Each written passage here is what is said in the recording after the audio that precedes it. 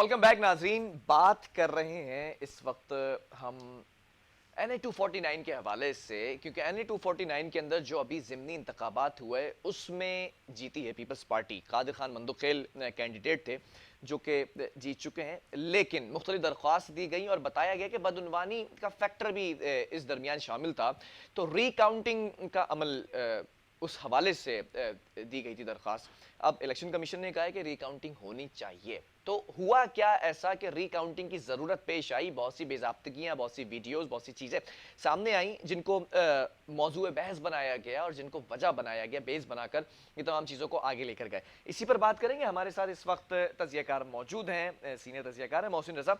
मोहसिन साहब, जानना चाहूँगा कि अगर रिकाउंटिंग होती है NA 249 की, तो क्या लगता है जो सर्वे बता रहा था माजी के अंदर वही नताइज सामने आएंगे? देखें, ये तो कुछ अभी तक नहीं कहा जा सकता कि रिकाउंटिंग में क्या होगा, लेकिन एक बात तो तय हो गई कि इलेक्शन कमीशन इस बात पर मुतमईन है कि कुछ ना कुछ खराबी जरूर हुई है कि 5 बजे बंद होने रही पोलिंग का नतीजा सुबह 4 बजे अगर जारी किया जाता है तो देखना होगा कि वो क्या अवामिल थे जिसकी वजह से इतनी देर लगी। और मुस्लिम लीग नून का ये भी दावा है कि फार्म 45 पे कई प्रिजाइडिंग अफसरों की दस्तखत नहीं है। तो ये सारे मामला देखने होंगे और रिकाउंटिंग होगी तो ये पता चलेगा कि मुस्लिम लीग का मौक़िफ़ ठीक है या पीपल्स पार्टी का मौक़िफ़ ठीक है। आपको क्या लगता है कि अक्सरियती वोट किसके ज्यादा होंगे? तो जो शुरू से ट्रेंड आ रहा था उसमें तो मुस्लिम लीग नून आगे थी ठीक और है। उन्हें पीपल्स पार्टी के उम्मीदवार पे जो था वो 100% कादिर मंदुखेल। से मुफ्ता इस्माइल की पोजीशन जो थी और फर्क जो था वो आधे का था। यानी कि उनके जब 6,000 वोट थे तो उनके 3,000 वोट थे और उसके बाद नताइज का सिलसिला आना रुक गया और अचानक ये कादर मंदुखेल जो है इनकी लीड होना शुरू हो गई। तो ये बात एक खासी मशकूक है। NA 249 से अलावा भी इलेक्शन कमीशन ने जो एक तरीकाकार वजह किया था कि तमाम प्रिजाइडिंग अफसर अपने स्मार्टफोन से व्हाट्सएप करेंगे नताइज, तो वो भी नहीं हो सके। तो ये काफी इसमें अच्छा, लगता है कि आपको क्या लगता है कि इतनी ज्यादा बद इंतजामी या बदउनवानी हुई है कि PTI का मौकफ है कि दोबारा पोलिंग होनी चाहिए? नई PTI का जो मौकफ है, अगर PTI दूसरे या तीसरे नंबर पे होती तो उनका मौकफ भी सुना जाना चाहिए था।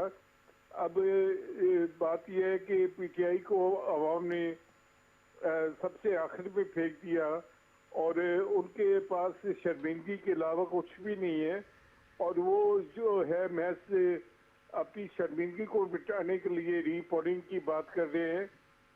वरना अगर रीपोलिंग हो जाए तो भी इसमें कोई मुज़ायका नहीं है, लेकिन PTI की तो कोई हैसियत नहीं है और रीपोलिंग भी जो है वो होगी तो PTI अच्छा, अपने मोहसिन साहब, सर्वे के मुताबिक PTI और नून लीग का ही मुकाबला देखा जा रहा था, लेकिन अचानक से दरमियान में आ जाती है पीपल्स पार्टी। पीपल्स पार्टी तो क्या लगता है, सरप्राइज किया? नहीं, पीपल्स पार्टी ने कोई अपना करिश्मा दिखाया है और इसका जो ये इन्होंने करिश्मा दिखाया है इसका 6 तारीख को रिकाउंटिंग में पता चलेगा कि क्या कुछ हुआ है। पहले तो सईद गनी साहब बड़े फख्र से और बड़े एतमाद से कह रहे थे कि पोलिंग करा लें और रिकाउंटिंग करा लें, और जब ये रिकाउंटिंग का फैसला हुआ तो फारूक नायक और लतीफ खोसा और सारे वहां पहुंच गए और इन्हें बहुत अच्छा, आपको क्या परेशानी लगता है, क्या हुई है। सईद गनी साहब का ओवर कॉन्फिडेंस उन्हें ले डूबा?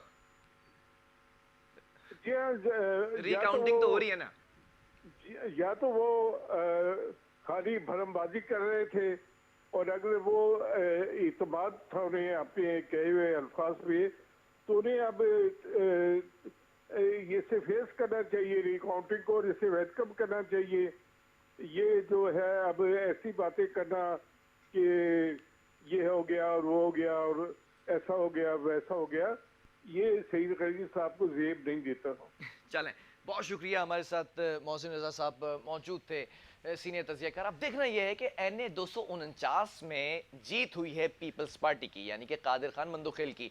सर्वे के मुताबिक एक तरफ नून लीग, दूसरी तरफ PTI, लेकिन बीच में आ गई पीपल्स पार्टी। अब रीकाउंटिंग, सईद गनी साहब कहते हैं कि रीकाउंटिंग क्या, रीपोल करा लें, दोबारा से पोलिंग करवा लें, जो कि PTI का भी मुतालबा है। अब देखना यह है कि पीपल्स पार्टी का ये ओवर कॉन्फिडेंस उसे ले डूबता है या वाकई ऐसी कारकर्दगी थी पिछले 13 सालों के अंदर कि जिसकी बुनियाद पर कादिर खान मंदुखेल को जितवाया गया। बहरहाल प्रोग्राम का वक्त खत्म हुआ, आपके फीडबैक का मैं मुंतज़िर हूँ। आपने अपना फीडबैक मुझे ज़रूर पहुंचाना। जब तक के लिए बिलाल खान और मेरी पूरी टीम को दीजिए इजाज़त। अल्लाह हाफ़िज़।